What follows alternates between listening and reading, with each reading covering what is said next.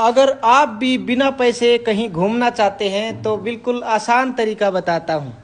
ऐसे घूमो, ऐसे। दोस्तों आज सुबह सुबह पतिदेव के साथ झगड़ा हो गया। क्या बात कर रहे हैं? और कह रहे थे कि मुझसे बात मत कर लेना तू। मैंने कहा चलो ये भी ठीक है। 1 घंटे से चड्डी बनियान खोज रहा है बंदा और हिम्मत नहीं हो रही है कि मुझसे आके पूछ ले। मैं तारीख हूँ भाई। इसीलिए कहती हूँ दोस्तों, बीवी से बहस यानी जिंदगी तहस नहस। इनसे प्यार कैसे हुआ? रॉन्ग नंबर से। रॉन्ग नंबर से? मतलब फोन आप रॉन्ग नंबर लगाए या ये लगाए? ये लगाए थे। मजाक नहीं कीजिए, सीरियस ही में बोले। मजाक नहीं करते हैं, हमारा भी जिंदगी नरक बना है। किसके लिए छोड़ के आए थे इतना? मम्मी मेरे सारे फ्रेंड्स गोवा जा रहे हैं, मैं भी जाऊं क्या? नहीं, अपने होने वाले पति के साथ जाना। अरे तो वो भी तो जा रहा है, बेशरम।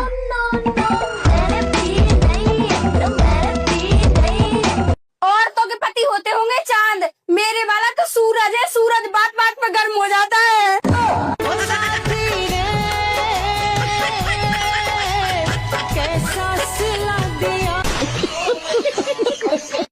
और मेरे प्रिय पति देव का ये कहना है कि डार्लिंग मेरे घर वालों की बातें एक कान से सुनो, अच्छा, और दूसरे कान से निकाल दो। ठीक है। क्यों भाई?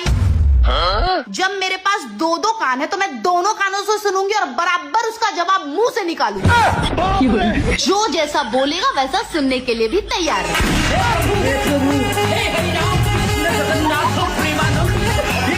हमारे समाज में पहला बच्चा इसलिए जल्दी होता है ताकि दुनिया को पता चले कि पति पत्नी में कोई दोष नहीं।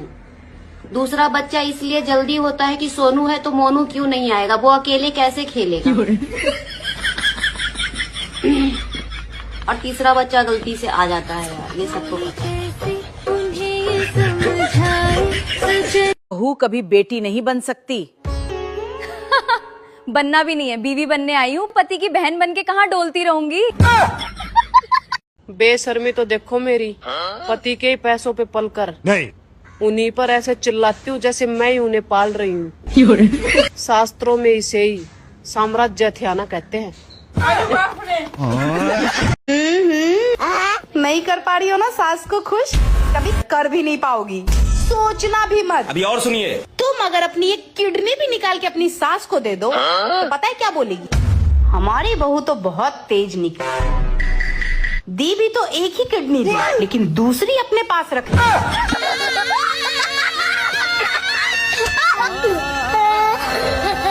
दोस्तों जिंदगी के उस मुकाम पर आ गई हूँ जहाँ ससुराल में रहती हूँ तो मम्मी की याद आती है और मम्मी से मिलने जाती हूँ तो कुछ ही दिन में पति की भी याद आने लगती है।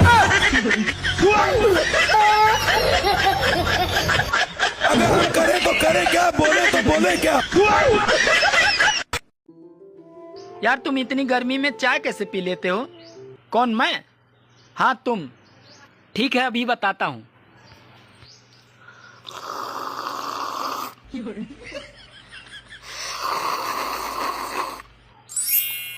ऐसे। जब मेरी लड़ाई मेरे पति से होती है तो मैं ठान लेती हूँ कि इनसे कभी बात नहीं करूंगी। फिर मैं सोचती हूँ कि बात इनसे नहीं करूंगी तो लड़ाई किससे करूंगी। बहनों आप लोगों को पता है कि भगवान जी ने हमारे पतियों को कैसे बनाया? नहीं, रुको जरा, मैं बताती हूँ आपको। जैसे हम किचन में बची हुई थोड़ी थोड़ी सब्जियों को मिलाकर एक मिक्स वेज तैयार कर लेते हैं। अच्छा, ठीक उसी तरह ऊपर वाले ने भी थोड़ी सी सास, थोड़ी सी जेठानी, थोड़ी सी देवरानी और थोड़ी सी ननद को मिक्स करके एक संपूर्ण पति का निर्माण किया और हमारे मत्थे मर दिया। जा रही हूँ मैं तुम्हारा घर छोड़ के। हाँ जाओ, जान छोड़ो मेरी।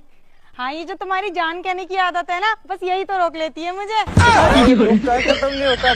अब नहीं जा रही। इतना कैसे किस्मत खराब हो सकता है? मतलब मैं तो गरीब हूँ ही, मेरे सारे दोस्त भी गरीब है। ऐसा भी तो हो सकता था कि एक दोस्त अमीर निकले, हम लोग को खिलाता पिलाता पालता पोसता, नहीं सब गरीब है। इंग्लिश की कमजोरी की वजह से रहेगा साहब। वरना आज हम भी किसी की बाहों में होते। अच्छा। वो क्यूट लिखती रही और हम कुत्ते समझते रहे।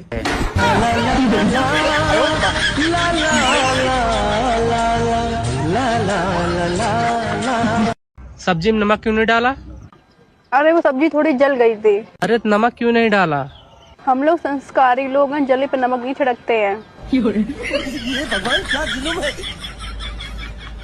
भारत में सबसे ज्यादा खाई जाने वाली चीज रोटी।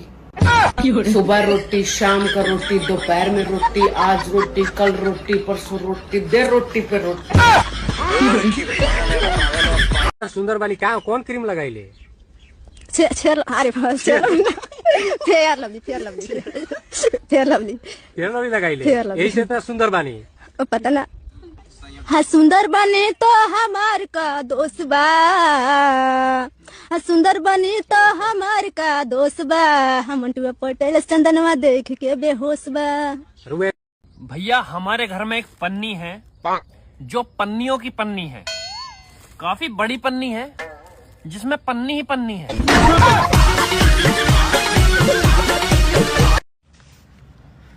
जब घर में खुद की शादी की बात चल रही हो तो ऐसा लगे जैसे इलेक्शन में टिकट मिल गो, बड़ी खुशी हो। और जब लड़का या लड़की देखना जा जब तो ऐसा लगे प्रचार हो रहा हो, प्रचार की धूम मच रही है। और जब रिश्ता पक्का हो जा ऐसा लगे जैसे हम MLA बन गए हो। और जब ब्याह हो जा तो ब्याह के 2-4 महीने तो ऐसा लगे जैसे हम मुख्यमंत्री बन गए हो, बड़ी खुशी हो है। और ब्याह के 2 साल बाद तो ऐसा लगने लगे जैसे हमने कोई घोटाला कर दिया हो।